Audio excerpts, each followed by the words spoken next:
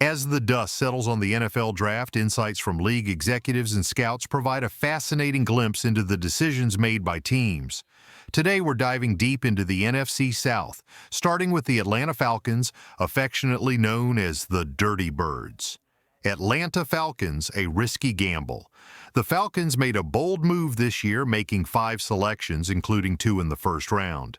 They brought in Jalen Walker and James Pierce from the SEC, along with defensive backs Xavier Watson and Billy Bowman, and Wisconsin's seasoned left tackle Jack Nelson. However, the spotlight shines brightest on James Pierce, who was selected 11 spots after Walker. One NFC executive raised a significant concern. They gave up a first-rounder for a player with character issues. This sentiment was echoed by Jeremy Fowler, who noted that Pierce was viewed as a divisive figure during the draft process. Reports indicated that multiple teams had removed him from their draft boards due to maturity concerns. This isn't just a passing issue, it's a narrative that has been discussed extensively leading up to the draft. The stakes are high for Terry Fontenot, the Falcons' GM, as his job security may very well hinge on this decision. The Falcons traded away next year's first-round pick, a move that has sparked debate among fans and analysts alike. Some argue that it's akin to borrowing against the future, a strategy that can be fraught with peril. The weight of expectations. The execution of this trade, moving back 54 spots on day 2 to secure Pierce, raises eyebrows, especially since many analysts viewed him as a potential second-round talent or even a player with significant red flags. Fontenot's future in Atlanta is now intertwined with Pierce's performance. If Pierce thrives and helps the Falcons clinch a playoff spot, the outcry over the lost first-round pick will fade into the background. Conversely, if Pierce struggles and the Falcons miss the playoffs yet again, it will mark a disheartening 5th consecutive year of underperformance for Fontenot, who has yet to lead the team to a winning season since taking the helm in 2021. The Falcons have consistently ranked at the bottom in sacks, a glaring statistic that adds pressure to this year's draft choices. A bold move with high stakes. It may sound dramatic, but the reality is that Fontenot's future is on the line. The success of this team, particularly the impact of James Pierce, could define his legacy in Atlanta. It takes guts to make such a bold move, and while many GMs might shy away from such risks, Fontenot has shown a willingness to gamble. As we watch the Falcons unfold this season, all eyes will be on Pierce. Will he rise to the occasion and help turn the tide for Atlanta, or will this gamble haunt the franchise for years to come? Only time will tell, but one thing is certain: the pressure is on and the stakes have never been higher. Stay tuned as we continue to break down the rest of the NFC South and explore how these draft decisions will shape the future of each team. As the NFL draft buzz continues, the Atlanta Falcons' decision to trade up for James Pierce remains a hot topic. While some analysts see potential, others are hesitant, questioning the wisdom of giving up a future first-round pick for a player who isn't universally celebrated. The stakes are high, and the implications for GM Terry Fontenot's future are significant. A divided opinion. The consensus isn't unanimous. Many are cautious about the trade. One AFC scout noted, "He's a fun player to watch, very explosive. I think Raheem Morris will do a good job relating to him and keeping him on track." This highlights the importance of having a solid plan in place for Pierce, who, while talented, may require careful management to thrive. The reality is that the success of a player often hinges on the environment they enter. We frequently see young quarterbacks struggle, and the blame often falls on them and the GMs who selected them. However, the situation they step into plays a crucial role in their development. This principle applies to all positions, including Pierce's. Stability and culture, key factors for success. For Pierce to flourish, he needs to land in a stable environment with a strong locker room culture. The NFL Players Association recently conducted surveys, and the results were telling. Despite a challenging season, the Falcons received an A+ rating from their players regarding Raheem Morris's management and use of their time. This places the Falcons in a unique category alongside playoff teams like the Chiefs and Lions as one of the few teams with a losing record to earn such high praise. This speaks volumes about the potential for Pierce to succeed under Morris's guidance. If there's a coach capable of maximizing Pierce's talents, despite his past red flags, it's someone who has earned the trust and respect of his players, even in tough times. The cost of the trade. A double-edged sword. Now, let's address the elephant in the room, the cost of the trade. Some fans argue that the Falcons didn't truly give up their first-round pick. They merely used it this year instead of next. But this perspective assumes that the Falcons will pick 26th next year. What if they find themselves picking 15th again? Was it worth it then? Critics also point out that the Falcons moved back 54 spots from the second round to the third, from 46 to 101, and had to expend another draft pick to move up a few more spots. This raises valid questions about the overall strategy and whether the potential rewards justify the risks taken. Conclusion: a leap of faith. As we reflect on the Falcons' draft decisions, it's clear that this is a leap of faith for Fontenot and the organization. The success of James Pierce could redefine the narrative surrounding the Falcons and their GM. Will he rise to the occasion and help turn the franchise around, or will this gamble haunt them for years to come? The answers lie ahead, and as the season unfolds, all eyes will be on Pierce and the Falcons. Are you a fan of this bold move? Share your thoughts as we continue to dissect the implications of this pivotal draft choice. The journey is just beginning and the excitement is palpable. As we continue our exploration of the NFC South draft classes, we turn our attention to the Carolina Panthers. Their strategy this year involved 8 selections, starting with the highly touted wide receiver Tet McMillan in the top 10. They followed that up with a pair of pass rushers and Trevor Etienne, the talented running back from Georgia. The Panthers' bold choices. However, the Panthers' decision-making has raised eyebrows. Jeremy Fowler noted that the Panthers had been linked to Georgia's Jalen Walker for quite some time, and the interest was genuine. Ultimately, they opted for a smaller front seven player, which could prove to be a costly mistake. Imagine this. Jalen Walker, now a formidable force in the league, playing against the Panthers twice a season.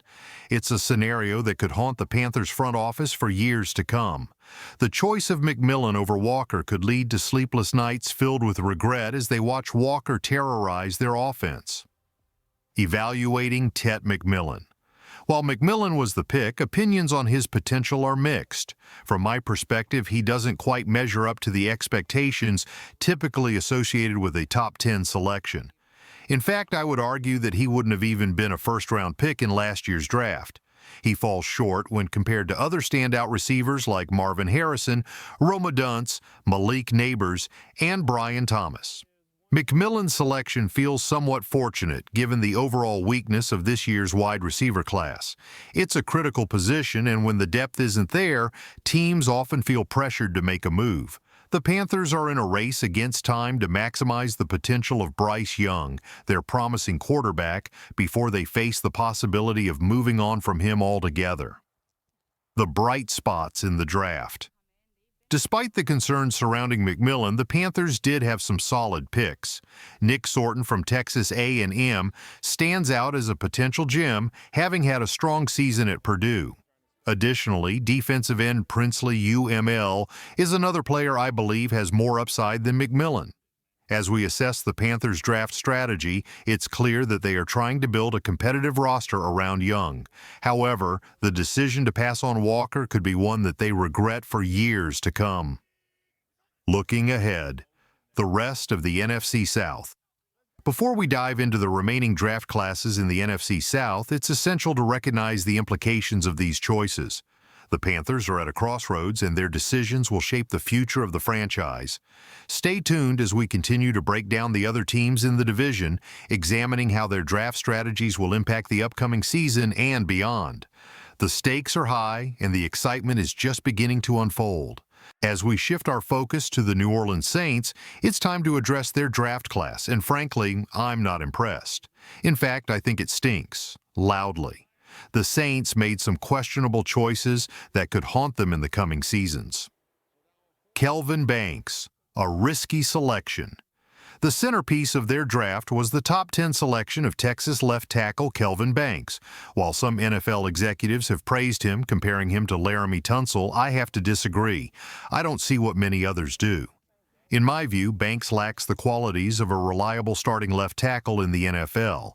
When faced with top-tier competition from teams like Michigan and Georgia, he was exposed, raising serious concerns about his ability to protect the quarterback at the highest level. There's a chance he could end up bouncing between tackle and guard, reminiscent of Evan Neal's rocky start with the Giants. That's not the kind of stability you want from a top 10 pick. Tyler Shough, a questionable quarterback choice. The Saints' second-round pick, Tyler Shough, has also drawn skepticism. An AFC executive noted that he was a hot name on day 2, suggesting he would have been selected quickly if not for New Orleans. While he possesses some traits that appeal to offensive coordinator Kellen Moore, like intelligence and good makeup, there are significant red flags. When the best thing you can say about a quarterback is that he's smart, it raises concerns. Intelligence is undoubtedly a valuable trait for any quarterback, but it's not enough to build a successful NFL team around. If that's the highlight of Shough's profile, it feels more like a 6th-round pick than a 2nd-round investment. A disappointing draft for the Saints. In summary, I'm not a fan of either of the Saints' top picks. They seem to lack the foundational qualities needed to make a significant impact in the league. The Saints are at a critical juncture, and these selections could set them back further in their quest for success. The Tampa Bay Buccaneers, a promising start. Now let's turn our attention to the Tampa Bay Buccaneers. They made a notable selection in Emeka Egbuka, a move that I had predicted in my mock draft. It's always satisfying to see a pick align with expectations, and this one could prove to be a solid addition to their roster. As we continue to analyze the draft classes across the NFC South, it's clear that each team has made choices that will shape their futures. The stakes are high, and the excitement is palpable as we look ahead to the upcoming season. Stay tuned as we delve deeper into the implications of these draft decisions and what they mean for each franchise moving forward. As we wrap up our analysis of the NFC South draft classes, let's take a closer look at the Tampa Bay Buccaneers. They made some intriguing selections that could significantly impact their roster moving forward. Key picks, a focus on defense. The Buccaneers kicked off their draft by selecting my personal favorite Benjamin Morrison from Notre Dame, followed by Kansas State corner Jacob Parrish. They rounded out their picks with a couple of defensive players and Tez Johnson from Oregon. One standout pick is Jacob Parrish, who has been described as a potential winning pick for Tampa.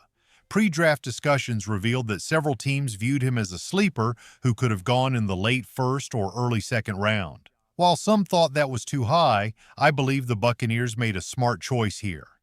Parrish was a 2-year starter and earned honorable mention All Big 12 honors twice. His incredible speed is a valuable asset, especially as offenses increasingly utilize 3 wide receiver sets and flex running backs into the slot. With tight ends evolving into versatile threats, having a corner who can handle these matchups is crucial. A strong draft class. In addition to Parrish, I'm also optimistic about the selections of Benjamin Morrison and Emeka Egbuka. I believe these 3 players, Parrish, Morrison, and Egbuka, are all poised to earn second contracts with the Buccaneers.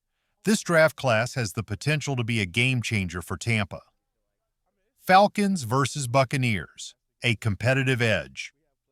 While I'm impressed with the Buccaneers draft, I still hold the Atlanta Falcons selections in higher regard. I know it may sound biased, but I genuinely believe that Jalen Walker, James Pierce, and Xavier Watson will emerge as key contributors by the end of this season.